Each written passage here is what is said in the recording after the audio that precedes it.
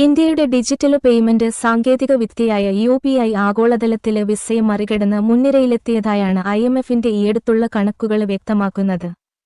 ഇന്ത്യയിലെ 85%, ആഗോളതലത്തിലെ ഏകദേശം 60% ഡിജിറ്റൽ പേയ്മെന്റുകൾ നടക്കുന്നത് UPI വഴിയാണ്. ഇന്ത്യയിലെ UPI വഴി പ്രതിദിനം 640 ദശലക്ഷത്തിലധികം ഇടപാടുകൾ നടക്കുന്നുണ്ടെന്നും റിപ്പോർട്ടിൽ പറയുന്നു. 2025 ജൂണില് മാത്രം 18.39 ബില്യൺ, ഏകദേശം 1800 കോടിയിലധികം UPI ഇടപാടുകളിലൂടെ 24 ലക്ഷം കോടി രൂപ കൈമാറ്റം നടത്തിയതായും റിപ്പോർട്ട് സൂചിപ്പിക്കുന്നു. കഴിഞ്ഞ വർഷം ഇതേ മാസം 13.88 ബില്യൺ ഇടപാടുകളായിരുന്നു നടന്നത്. മുൻവർഷത്തെ അപേക്ഷിച്ച് 32% കൂടുതലാണ് ഇത്തവണ.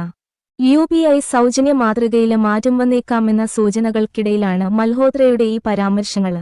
UPI ഇടപാടുകൾ കൈകാര്യം ചെയ്യുന്ന പേയ്മെന്റ് അഗ്രിഗേറ്റർമാർക്ക് PA പ്രോസസ്സിംഗ് ചാർജുകൾ ഏർപ്പെടുത്തി ICICI ബാങ്ക് മുന്നോട്ട് വന്നിട്ടുണ്ട്.